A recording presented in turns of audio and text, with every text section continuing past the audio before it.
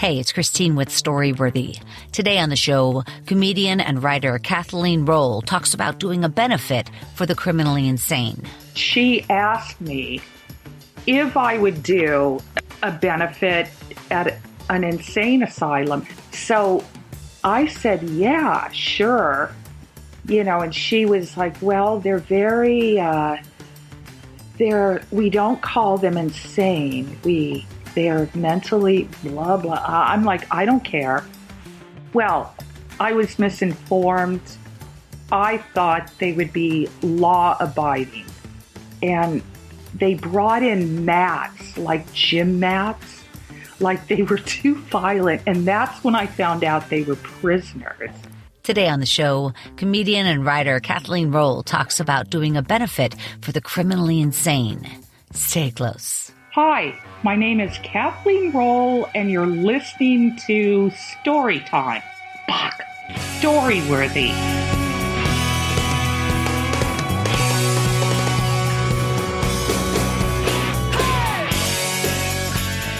Welcome to Storyworthy. My name is Christine Blackburn, and I'm coming to you from Los Angeles, California. Whether you're a longtime fan of the show of over 11 years or a new listener, welcome to Storyworthy. Now, I hope you guys enjoyed the show last week with writer, author, and actress Annabelle Gurwitch. Annabelle was talking about how she brought two homeless people into her home to live for a month. And it's, part of this program to get the unhoused people into transition housing and then finally into their own place. But Annabelle is so damn funny. I mean, she's such a great sense of humor. So it was a very entertaining episode. You guys have to go back and listen to Annabelle last week. Now, Kathleen, you know Annabelle, right? I do know Annabelle. And I love her. I did a play and a movie with her, a play that turned into a movie. That's how I met her. That's amazing. And what was the name of that movie? Firo Giants was the play. And then the movie is Melvin Goes to Dinner, which is on Netflix right now. Yeah, Melvin Goes to Dinner was a pretty famous, it's like a cult-like film, really. Yeah, a lot of people, I would say that, cult-like. It is cult-like because there's not a lot of movement. Isn't everybody just sitting at dinner? Yes, they're sitting at dinner and they fleshed out the stories that they told. And that's where Jack Black came in, who was fantastic. And what did he play? He played a mental patient who thought that he was a Firo Giant. What is a Firo Giant or Firo? He was from another planet. He was superior. He had superior to the humans. Oh, boy. And he was trying to tell these people, look, you don't get it. I'm from... And then a nurse would walk by and he'd say, oh, hey, Marge, love the new hair. That's very funny. Who wrote that, by the way? Michael Blyden. Who's a sweetheart. I haven't seen him in ages. Well, I'm going to look this up. You said it's on Netflix. Melvin Goes to Dinner. Yeah, and Stephanie Courtney was in it. The progressive... Flo from Progressive, yeah. I love Stephanie Courtney. She's done my show a couple of times, and she's so talented, and she's so funny. She hasn't done Storyworthy, but she's done my game show, Story Smash, and she's played a judge. And we laugh. When I think of her as a judge, we laugh so hard. Now she's with Danny Zucker and she's with Blanca Patch. So with all three of them together, it's just ridiculous. But I remember this one night, Stephanie kept, instead of putting the microphone up to her mouth, she put up her wine glass. Like she kept trying to talk into her wine. We laughed so hard. Oh my God. I love her. What a great girl. Yeah, me too. Yeah. And so I'm going to check this out then. Melvin Goes to Dinner on Netflix, and you play the waitress. And just so nice. Yeah, they were all together, and there was another woman playing the waitress who had to leave for whatever reason. Yeah. So I was at a party, and Mike said, well, we're auditioning people to play this. So That's fantastic. It pays to leave your house every now and then. That's so true. You know, half the battle is just to show up, man. The battle is getting ready, driving your vehicle and parking. The battle. Or that's like the battle. You know. Once you're there, you're okay. Oh, and Bob Odenkirk. Yeah. Better Call Saul. Sure. He directed the movie. Oh my, Melvin Goes to Dinner. And he's such a nice guy. He went on like a tour. He was doing, I guess, lectures at colleges about this movie. And they knew him at the time before Better Call Saul. But they knew him from that HBO show that he did with David Cross. Mm-hmm. I can't remember who else was on it, but my parents, who live in Arizona, wanted to go to it, and I was like, no. It was like an hour or two, do not go. I didn't want them to see the movie, and I didn't, and they went to it, and they were like, as soon as he was done, they said it was just a bunch of people who were like, I guess they really, really like him. You know, they were very obsequious. And then he was leaving and going out, and they go, oh, we just wanted to say hi. We're Kathleen's parents. And he was so nice to them. That's so kind. Oh, I'm glad they went, and I'm glad they introduced themselves. Yeah, Bob Odenkirk, what a talent. So especially, he's so talented and so nice. And when you think about all these famous people that you're talking about that were involved in Melvin Goes to Dinner, I can't wait to see this early work. This is amazing. Well, yeah. Well, I'll definitely look for that. I look forward to it. Now, today you bring forth the topic, doing a benefit for the criminally insane. And, you know, I don't have much to draw upon, you know, I mean, I've done benefits, but not for the criminally insane. And I'm trying to think the difference between the criminally insane and the regularly insane would be what? Well, that's where I was misinformed. I thought they would be law-abiding, insane people. When I was told or asked to do this benefit, I thought they would be law-abiding. And you know what I thought? I thought this might be fun. Like it might be, I was expecting like Dylan Thomas or, you know, Jonathan Winters. Yeah. I remember seeing him live and he was nuts. How and exciting, it was like, wow, that would be great. Like Van Gogh, you know, really. Sure. Artistic insane people. Yes. And at that time I was doing like all these different shows. I mean, I was very new to comedy. And I hated the open mics or the bringer shows. Mm-hmm. So I would look for, this was a poetry thing. It was almost all poets, and there were maybe one or two comics. Oh, I see. Well, I can't wait to hear the story. So basically, you got on a benefit show with all poets, but there was a few comics. No. One woman who was a comic, and I believe she was a social worker. I don't know. But she asked me to do it, and I kind of knew her. She had seen me at the poetry readings doing comedy, like maybe 5 or 6 times. Yeah, I can't wait to hear this. I remember going in with a friend of mine who was doing some work at a detention center, and it was a like all boys detention center in the hills of like way up in Ventura. And anyway, I went with her, but one of the things was like, oh, she was doing plays. She was going to theaters and helping kids put on plays in these detention centers. And I remember, like, I couldn't wear open-toed shoes. You can't wear makeup. Oh. You have to wear, like, sweatshirt because, like, these are young boys who hadn't seen a female in so long. And you don't want to enhance them. Yeah, I guess. Yeah, I don't know. You don't want to be an enchantress.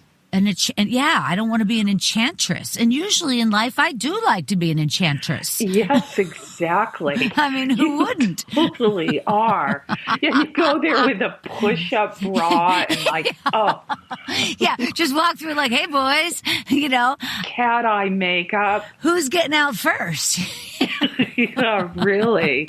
So, Kathleen, recently I heard you on Ed Krasnick's Mental Health Comedy Hour, and I adore the Mental Health Comedy Hour. I never miss it. I do too. Yeah, I'll tell my audience right now, go over there, listen to Ed Krasnick's Mental Health Comedy Hour. It's really a good show. And it's absolutely. He's great. Yeah, and they have comedians come on and, talk about a certain issue, and then the therapist that he's working with, or that's on his co-host, Jennifer Kalari, she, breaks it down, but it's not like boring at all. It's really smart. No, and she's very accessible. She's just very, very nice. Yeah, she's a great lady. She's great too. Very insightful. Yeah, very much so. And when you went on the show, you and your friend and an old guest on the show here, Frank Conniff, you guys were together with Ed. And I thought that was really funny too, because Frank Conniff, who is a genius in his own right, just genius. Definitely. He lives above you or below you or somewhere. He lives above me. In fact, I borrowed his ear pods. Oh, good. Thank you, he Frank. lives right above me. He came on I Story. feel really bad for calling his cat an asshole. Oh, right. You mean on Ed's show? Yeah. Why did you call Frank's cat an asshole? I would feed his cat, pre-pandemic. And, as you know, Frank had his heart surgery. Right. But he was going, he was traveling quite a bit. And I feed his cat all the time. Or cats. I have for years. And actually, that cat's pretty nice. Okay. It's not an asshole. Okay. Well, I'm glad you guys. Hey, I'm the one with the food. Don't growl at me. Yeah. Well, cats are temperamental, of course, etc. Oh, I know. And I know that you have one. I have two. Yeah, I have two kitties, and they're great. They're great. I have one. I have a backyard, and there's a cat named Mr. Whiskers who belongs to a brownstone. And I hear them calling, Mr. Whiskers.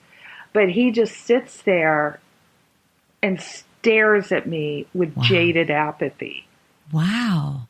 He likes you. Yeah, and I never feed him. Oh. But he comes all the time.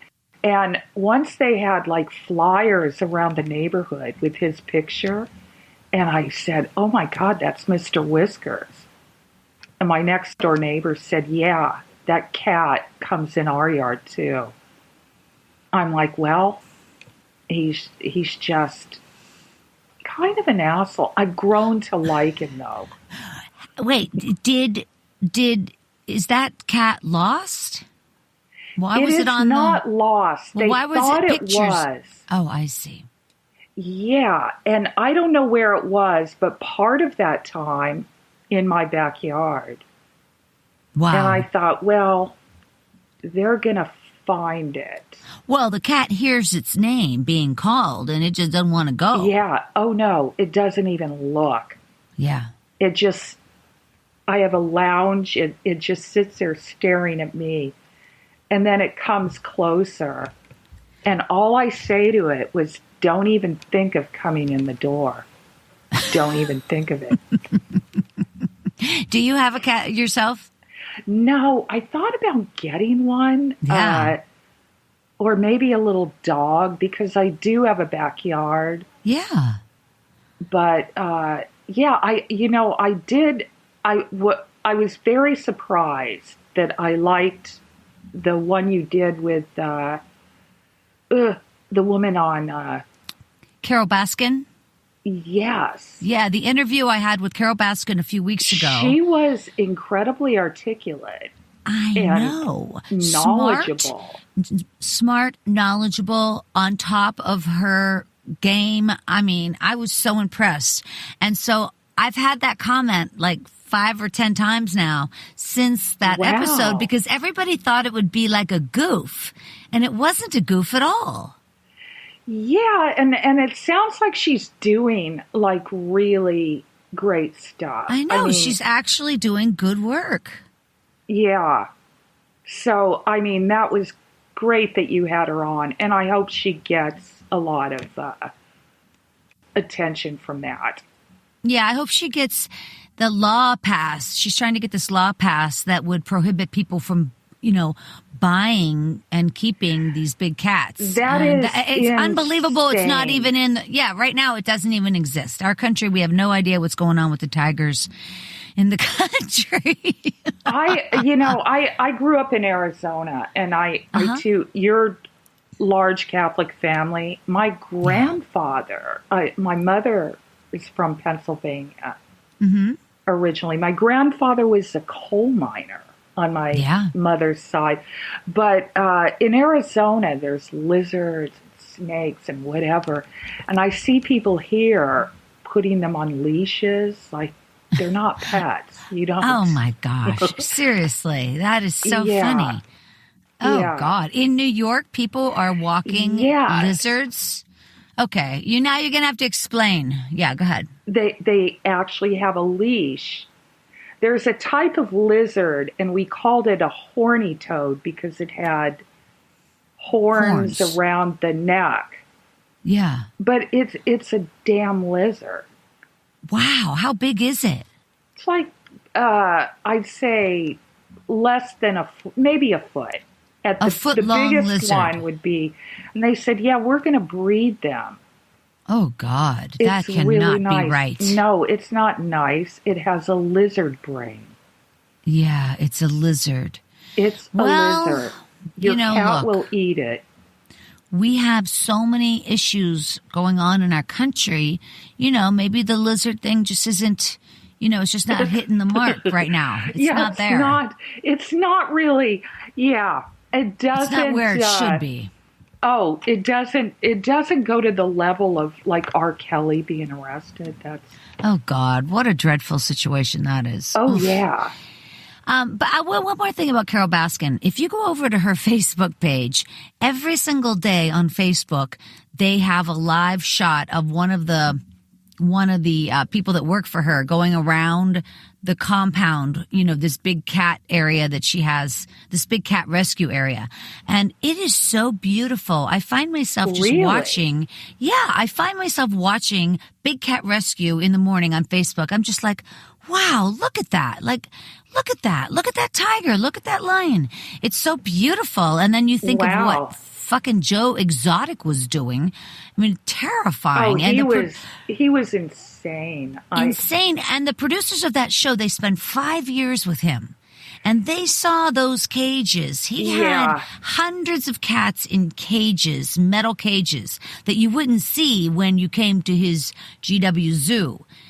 But if you went behind the scenes, it was row after row after row of big cats being completely, uncared for.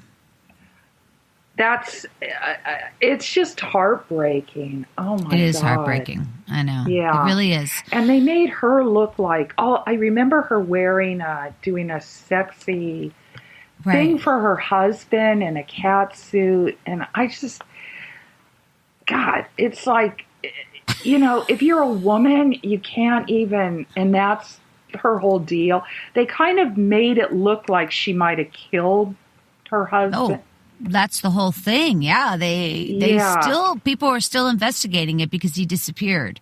And there probably there are questions I wanted to ask, like, why did you get your pilot's license a year before he disappeared? That's interesting. She could have killed him, but I don't know.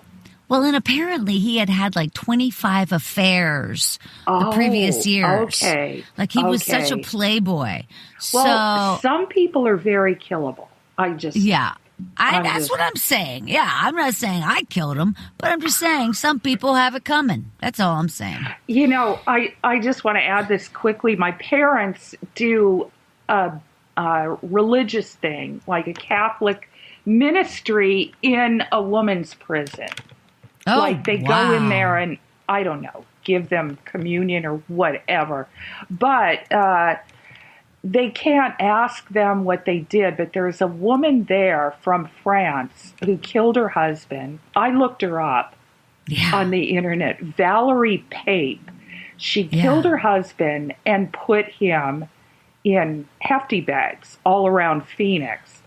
So that's the thing with her. And my father said, she's a wonderful artist.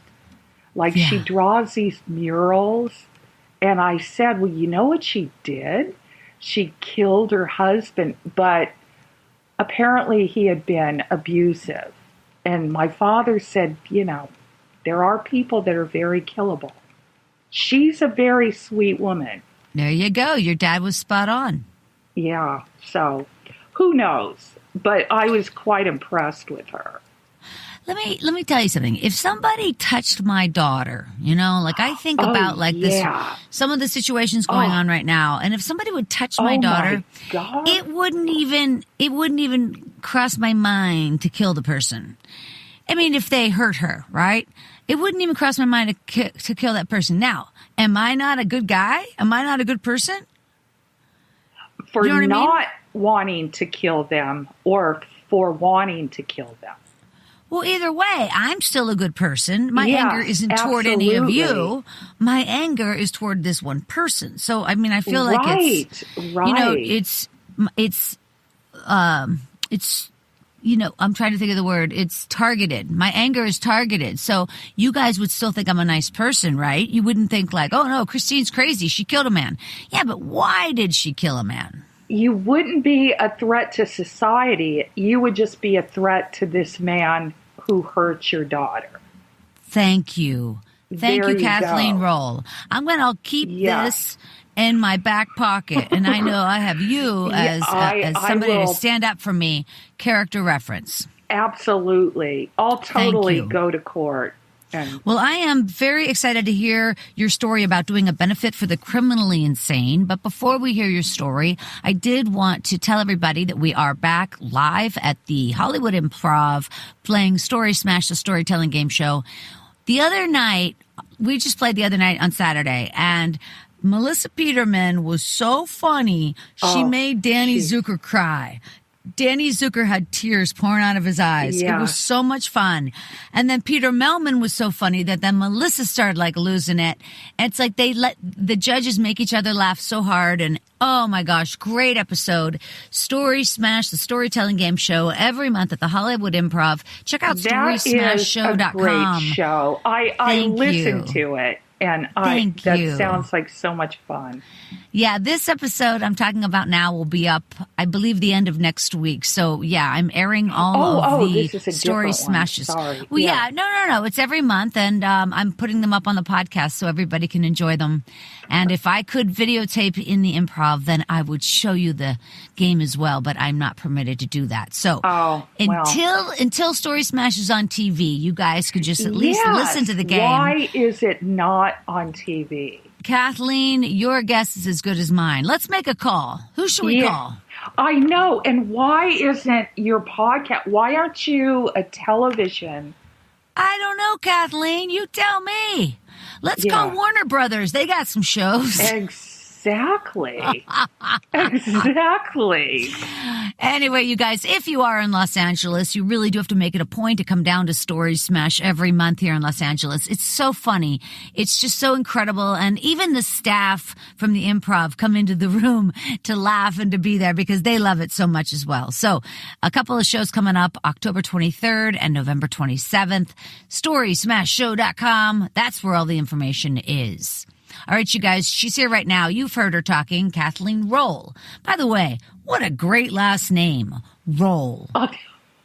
No, Roll. Isn't that the best? Have you ever heard it on any, do you know any other Rolls? Well, there's a Facebook page for Rolls, for people named Roll. And this guy, Mitch Roll, who seems very nice, he keeps asking me questions about, this role or that role.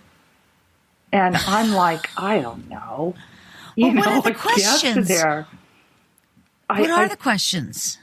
Like, do you know? Well, I had an uncle who was shot in the Gabby Gifford thing. It started with that. Oh, wow. He was at a political he was a gathering? federal judge. Oh. Yeah, and he knew her. He Republican, whatever. But he asked me about that, and I said, look, talk to my brothers. They know all this stuff, like what nationality and, Swedish. I wanted to tell him, I think we're direct descendants of Vlad the Impaler. Oh, my. It's not true. Yeah, I don't think so. But it's a funny last name, Roll. And when you think about different... and it hasn't been shortened. That's the name. Yeah, and when you think about like the different names that could go with it, like you name your child Tootsie or, Tootsie, I got called that a lot. Tootsie, Biscuit. They used to call my brother Biscuit. I was Biscuit's sister. Yeah. Oh my gosh, that is not a manly name, Biscuit. Yeah, really. But yeah, Roll is kind of one of my brothers wants to name his daughter Tilly Roll. Tilly Roll. And Matilda Roll is okay, but Tilly Roll sounds like a stripper from the 40s. Yeah. Like a James Cagney, Tilly the Trollop. Tilly Roll. Yeah, or like her brother, Dickie Roll. Yeah. I have an uncle named Dick Roll. Jesus Christ, that is so sad. That is really upsetting. Why don't they call him Richard? Can't they at least call him Richard? I do, Uncle Richard, but people call him Dick. Dick Roll. I guess it's Dick Roll. Jesus. Yeah. Anyway, Kathleen Roll is here, you guys. As you know, she's a comedian and a writer and an actress, and you have worked with a lot of wonderful people like Christopher Guest, and we mentioned Bob Odenkirk. And like I said, I heard you on Ed Krasnick's podcast, The Mental Health Comedy Hour. You guys should definitely check that episode out. It's very entertaining. And you guys can find Kathleen over on Twitter at Kathleen Roll. All right, you guys, wherever you are, put your hands together for Kathleen Roll. Well, as I told you, I was doing these benefits at a poetry reading. It was like a show. It was mainly poets, and there was another woman comedian. There were very few comedians. There were like 30, 40 people, all poets, and maybe 2 to 3 comedians. And it was a very good place to do stand-up. But this woman, I had seen her there like 4 or 5 times. I think she was a social worker, but she asked me if I would do a benefit at an insane asylum. And I had done other benefits like at cancer wards and whatever. And I was happy to do it. So I said, yeah, sure. And she was like, well, they're very, we don't call them insane. They're mentally blah, blah. I'm like, I don't care. I was misinformed. I thought they would be law-abiding, insane people. Wouldn't you assume that? I would think it would be like, mentally challenged people. Well, yeah. Or borderline personality. Maybe people that have had lobotomies or something. I don't know. Yeah. But I got there and it's kind of like a municipal building. It looked like a school cafeteria. And there's a makeshift stage and no chairs. And I go, well, where are people going to sit? And they brought in mats, like gym mats, like they were too violent. And that's when I found out they were prisoners. And the psychiatrist, he was a skinny, weird guy with a beard who just, the whole time he stared at me with mute horror. But he was like, well, they're prisoners.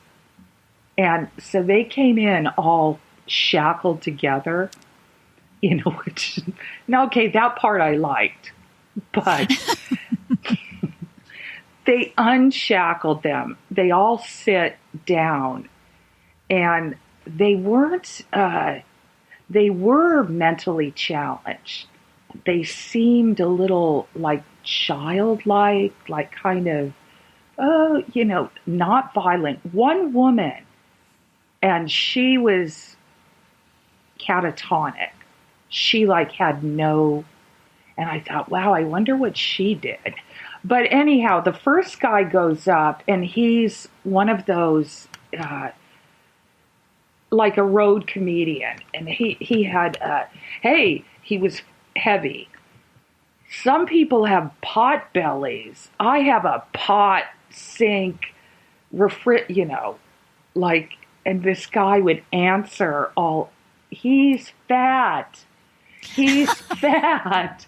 And he had a joke about, I called this number 1-800, a phone sex. I met this girl. She gave me her phone number. And the guy, that's phone sex. And my God. And I thought, well, maybe, I'm hoping for some kind of brilliance. He did say, the guy had that joke, 4,000 comedians have done it. The black box. There's an airplane crash and they always find the black box. Why don't, they make the plane. whole plane. And this guy said, it's too heavy. It's too heavy. And I thought, fuck, he's right. That's exactly why they don't make it. It would be too heavy to fly. Oh, and another thing that another guy kept saying, some people have a pot belly. I have a pot kitchen sink. How do you feel about that? How do you feel about that? They kept asking him. So that I enjoyed immensely. But before I went to get a drink a drink of water when I first got there, and these two cops came and were like, you do not go by yourself to get a drink of water. It was just down the hall. And then, so I had to go to the bathroom. And I said to them, I have to go to the bathroom.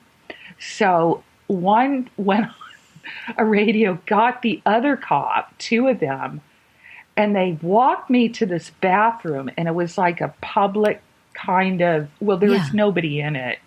And one guy went in, and I could hear him kicking all the stalls and moving. It was like I was the ambassador to Egypt. They waited for me outside while I peed, and it was just so bizarre. They have to have a chaperone as they take somebody around a prison, right? It wasn't a prison. It looked like a municipal building. I think it was probably the lightweight criminals, or I've done rehab benefits where it's kind of like jail. They don't have a choice, but it's still rehab. But it didn't look like a jail. And I checked it out. I thought, where is this? It's on 125th. And I guess they go from there to the real nut house, which is on Ward's Island. But, so I go up and, I did just a little too well. Tell us. I have these stupid jokes, about, let me think, the death penalty, that one. My landlord, you know, I couldn't afford a lawyer, Judy. I used this guy that just watches Judge Judy. So he was good. I just wanted heating and hot water. And this guy was so, my landlord got the death penalty. And they just loved it. Yeah, yeah. And I had something about like, oh my God, heathen trollop, whore of Babylon. My boyfriend's Jewish, I'm a goyim. That they kind of talked through it, but they were great. They were great. And I can't remember what they objected to the most. The death penalty? Oh, sure. She was dead. I did this thing about being in the J.C. Penney's catalog. And this one girl was really good. Oh, sure. She was dead. But she was the perfect size, too. And there was no insipid whining about, but I do that and I get off. And then the woman who booked me, her act was kind of like Carrot Top, only with more props. She had like tons of, and they just hate it. They just, that's a big word. She had a big globe for some reason. I don't even remember. But, a big world. They just spoke like out loud. They were like 4-year-olds. Just say, it was like doing comedy for 4-year-olds. So at the end of it, one of the prisoners came up and he said, I thought you were the lady in the library. She has black hair, and I saw you when I walked in. I saw your hair, and then you turned around, and I went, oh, no, she's not the lady in the library. And I'm like, oh. And the 2 cops came and said, we're going to take you home. And then the woman who booked me with all the props, she came up. She said, why would you do that material for mentally ill? And I said, you have seen me. Hey, I'm not the one that killed my family with an axe. She said, they did not I said, well, you did not tell me they were criminally insane. You just said it was a mental facility, mental institution, or whatever. And I was just so, I really was so, well, that was the last time she booked me for the mental. How often did she do it? I don't know, but I think she was a social worker, and maybe she got paid for it. It's I was telling someone about it, and they said that it was probably she made a proposal to the city of New York, like as a social worker, this would help, and got like a grant or got some money. Well, it makes sense. I mean, just because you're in prison doesn't mean you don't want to be entertained. Yeah. Puppetry for perps. That's how much you get paid for that gig? Do you remember? Oh, nothing. It was a benefit. I mean, that's right. Yeah. But I got a police escort home, and they're like, "Where do you live?" And I'm like, 99th and Lexington. At the time, I lived in Harlem. Yeah. And they go, "You have to move." Oh, wow. And I'm like, no, it's a really good neighborhood. And it was. It wasn't bad. I lived like right across the street from these projects. But I was really young at the time. You know, when it didn't faze me. I did my laundry in the project's laundry room. It was so much nicer Yeah. than the laundromat. But that's the criminally insane. That was... Wow. Yeah, that's a big story. The criminally insane. Who knew? I didn't even know. I mean, I think about American Horror Story. That was like that was like the old school horror mental institution. Hopefully that's not happening anymore. No, they have the main prison one is on Ward's Island. So I really don't know. I'd be really curious. My guess is they were all just kind of minor, maybe drug. They couldn't have been violent. They Well, wouldn't criminal. have let the violent. Well, they're I criminals. see. I see. But it doesn't mean they were violent criminals. It's just criminally insane Yeah. sounds very scary. Yes. When I first heard that, I was already in the place. And like, God. Too funny. That and is. I was kind of mad. Like, I don't know if I would do it for the criminally.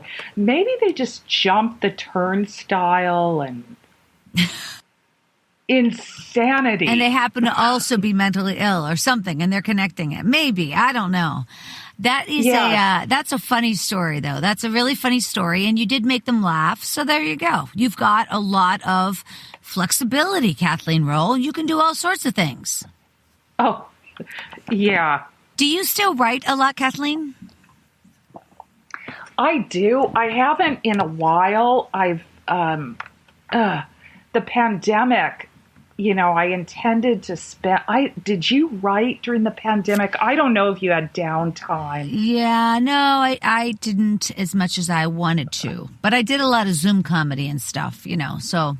Oh, I did not. But I did get like a big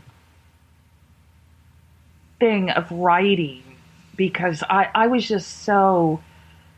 I just read all these, like Kafka and Gogol and Oh, wow. I just Heavy stuff. stopped like so many of those horror shows, like the criminally, they seem to be very popular. I don't get it. Yeah. Which ones exactly? What are you talking about? Like they're kind of documentaries. Oh, yeah. Oh, the Ted Bundy. Oh, yeah. Right. I love that. That was a good... I know it's terrifying, but... I did like that. I did like that. Yeah, me too. New York Yeah. City must have been really shocking. You've been there pretty much your whole life. Was it... Oh, no. Oh, you haven't? Okay, how long have you lived there? A long time. I moved back here in 2005. But I grew up in Arizona. Oh, that's right. But you've been in New York for 15, 20 years. A long time. Yeah, and so I'm just thinking then when the pandemic hit, that was like ground zero because that's where we saw the refrigerated trucks and the whole city shut down and Broadway shut down. And that was like the most shocking thing, I think, during the pandemic was seeing New York shut down. In other words, LA's always pretty laid back and something happens or it doesn't. And LA doesn't even really care, which is why, by the way, the terrorists didn't hit Los Angeles because there's no city center and everybody'd be like, meh. Go to the valley, like we're not even a target. We're too spread out. But New York, yeah, it's so specific. And so seeing that on the news was really impactful. I did hear there were terrorists in LA that on 9/11 that just flaked. Really? Yeah. That's so Los Angeles to flake like that. I know. I thought maybe they were at the Improv and like somebody went and, you guys are great, and they're doing Telemundo commercials. They're screaming infidel dogs, so they think they're just genius comedians. You are so funny. Yeah, I know. I never heard that theory though, that there were bombers or the terrorists were in LA. I didn't know that. I didn't hear that. Yeah, this city, like the trees behind me. Yeah. So many animals came back. There were so many squirrels and birds in the trees. it was just phenomenal. It's interesting. And I would go out and do the 7 o'clock thing every night. Yeah. The yelling for the emergency workers. Yeah, and I talked to my neighbors and whatever, but Yeah. I got so paranoid. And even now, like going to the village, I don't know, because that's like very young people, like NYU. Mm-hmm. I don't know. Well, you're vaxxed. Yes, Thank I goodness. Good. I'm so glad. am. Yeah, but Are you doing any comedy anywhere? Are you doing any indoor comedy? Because New York, there's a lot still going on. I mean, now especially, it's back. oh, I know. The next thing I'll do, I'm sure, will be at like the Comedy Cellar or the Fat Black Pussycat, all those clubs down there. Good. So, Well, you're very, very delightful. You make me laugh. I love your voice. Tell Frank Conniff I said hello. oh, I absolutely will, Christine. He did Storyworthy, and the story he talked about was he wrote a letter to himself, as if he wrote a letter to himself, a 21-year-old letter, or a letter to the 21-year-old Frank Conniff, something like that. It was very, very Really? funny. Yeah, it was. Oh my gosh. I'd love to read that letter. Yeah, definitely. You can just Google Frank Conniff and Storyworthy. I'm sure it'll come up. But that was back in like 2011, long time ago. It's pretty cool. Oh, wow. You have to have him tell the story about his quadruple bypass. Oh, yeah. I bet it's dramatic. It's hilarious. No, Is it? Is it hilarious? No, it's not. I couldn't believe how calm and how he got through it. Oh, good. Yeah. Yeah. He was just like, yeah, well, it's worst case scenario, quadruple bypass. Wow. He's a young man for that, too. Yeah, I know. I know. Well, I'm glad he's doing all right now, and I'm happy to see you as well. And so you guys, again, find Kathleen Roll over on Twitter at Kathleen Roll, and then find me over there as well at Storyworthy. And just give us both a shout out and say, oh my God, I loved your story. I love talking about the criminally insane with you girls. And we'll write back and maybe we'll follow you. I don't know. Maybe not. Hard to say. Yeah, All right, hard you to guys. say. if you're not one of the criminally insane. That's right.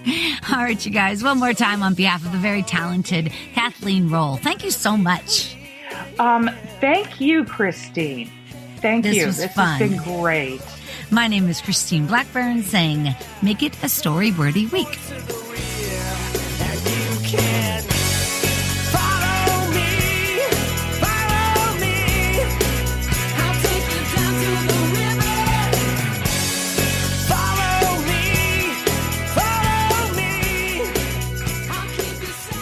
Thanks for joining us on the Storyworthy podcast. We'll be back next week with all new stories. Subscribe to Storyworthy on iTunes and visit the Storyworthy website at storyworthypodcast.com.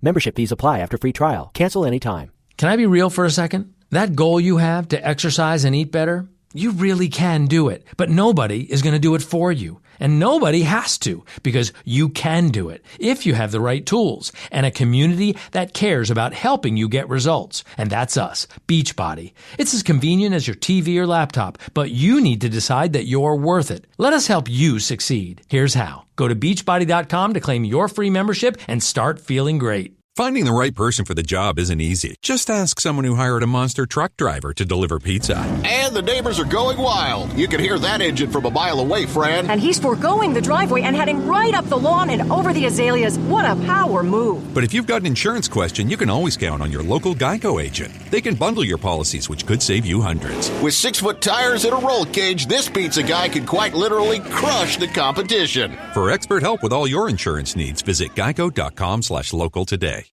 And now, an Etsy holiday gifting mission. Today's episode, Operation Delivered on Time.